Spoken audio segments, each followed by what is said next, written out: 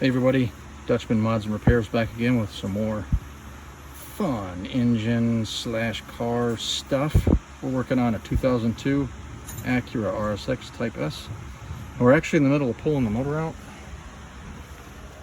And so you can see the mess there right now. We were going to try and do this without pulling the transmission, but there's some actual work that we actually want to do on the transmission and look at, and we just felt it would be better to have everything out. So we did a little change of plans. We're gonna pull the engine and transmission together, and I wanted to kind of just go through real briefly what we did here on to get the CV axle out. We're gonna try this. I've seen a couple different ways people do this, and I've also read the shop manual how it's supposed to go about being removed. So first things first, CV axle nut right here is a 36 millimeter. No ifs, ands, or buts about that. We've got, as you can see here, about a 2-foot, 1/2-inch breaker bar on it, and then that red pipe there. That's probably 4 feet long. That's what we had to do to break this guy loose. Little PB blast on there. I didn't really help. This side, the driver's side, snapped, right? Like you typically hear when a bolt or a nut kind of breaks loose. The passenger side, it just slowly came loose. And then what we did is with the socket on there, look at this there, just to demonstrate, right? We went through the brake caliper into the air vane part of the rotor here, and just slid it in there and let it jam up against inside there, so it kind of jams up against the, up into the caliper when we're rotating. You could use a heavy duty flat tip screwdriver or Phillips head, whatever you want, or something else that would fit in that diameter. This is just a T-handle from a weed eater tool. So we're in the process now of gonna get this strut assembly loose, and we've seen this a couple different ways. The upper stabilizer here, I believe this is the stabilizer. Correct me in the comments below if I'm wrong. We're going to try and leave this alone, as well as the lower ball joint connection, and we're just going to remove this bolt here and this bolt here to get this whole assembly loose.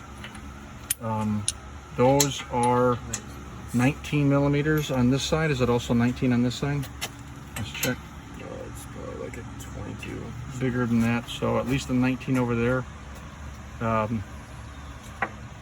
Let's grab a couple of the other ones and verify that size on there. But what we're going to do is we'll get those loose out of the way. We'll get this whole assembly loose. We're going to turn the wheel so that this is towards the passenger side.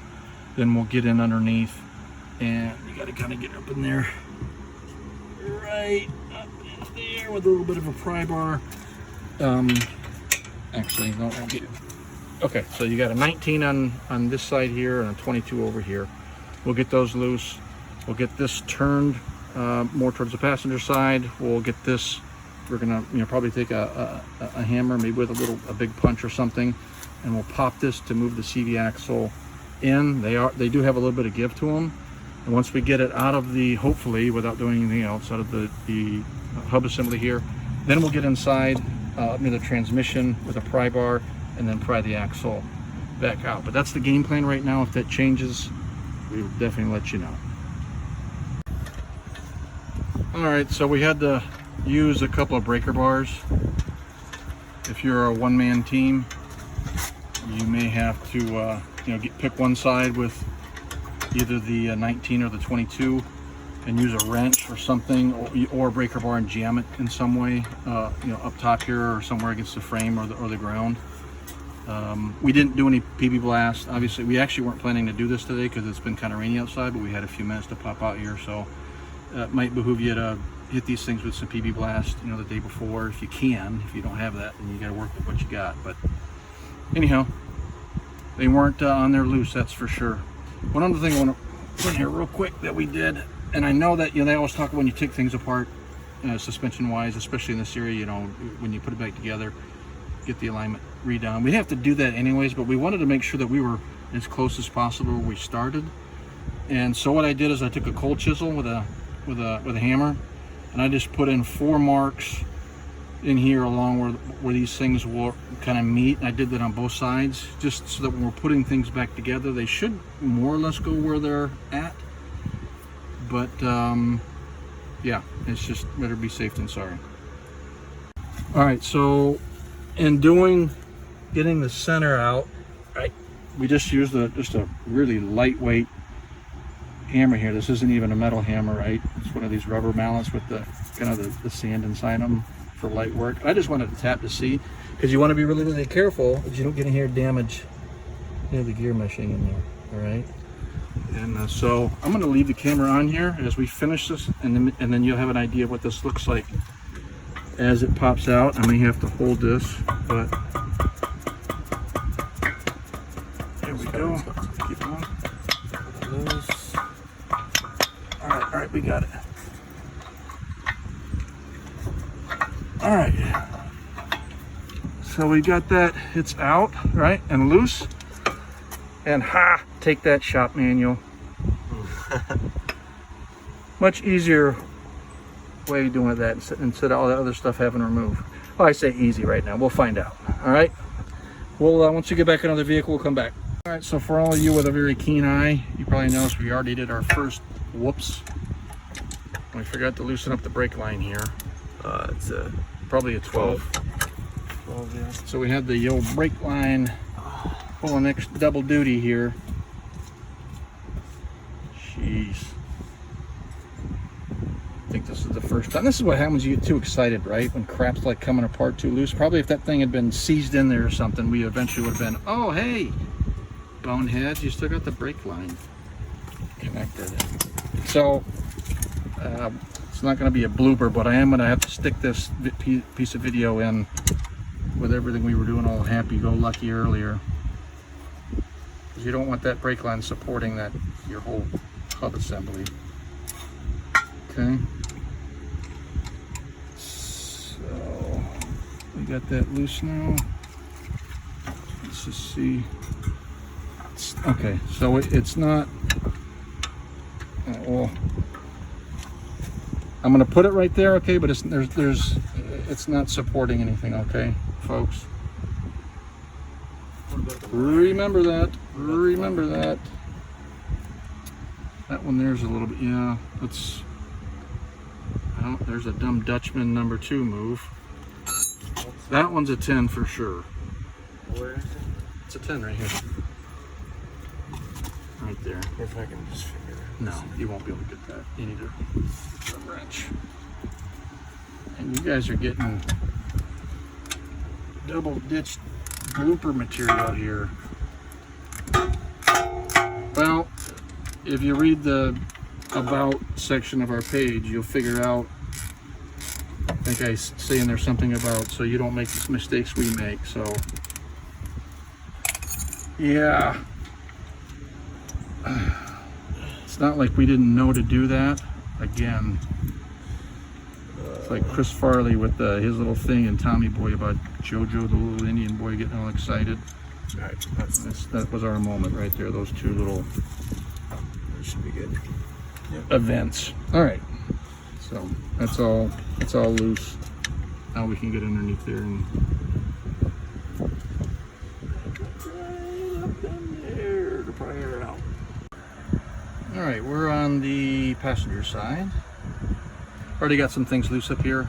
19 and the 22, correct? Mm-hmm. Up there. Yeah. 36. There, we'll try to get a little bit more, maybe perhaps what we did with moving that back, because everything's loose. We did right this side. You got the old brake line loose and the speed sensor line loose.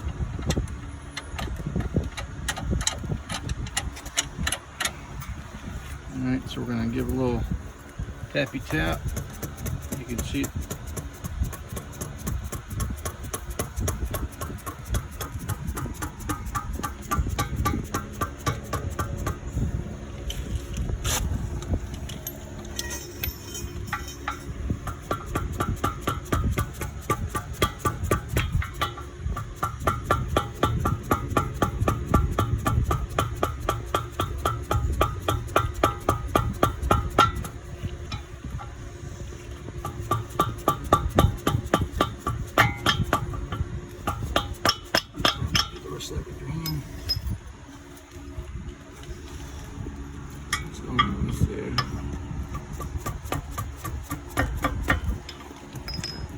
right.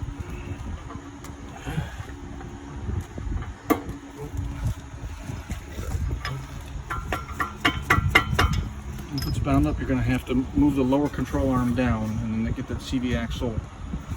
You might have it pinched. Yeah. So you're going to have to do some.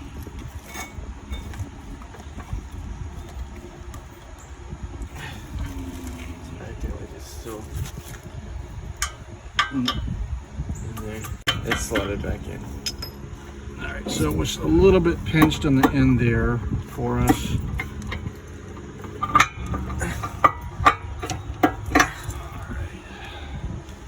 Whew. That's what you want to do on a humid, wet South Carolina afternoon. Fortunately, it's not 95 degrees outside, so we at least have that going. All right, so now we got to get back into the beast, the belly of the beast, Yep. and take a look at some things back here Probably have to move to get the those loose. All right, we're gonna try and get at this beast. Come on, focus phone. There we go. If you can see, kind of in line with my finger going down, you can see the axle shaft right there coming over to what I'm calling the CV axle. Heck, I may be calling it wrong, gang, but you guys know what I'm talking about.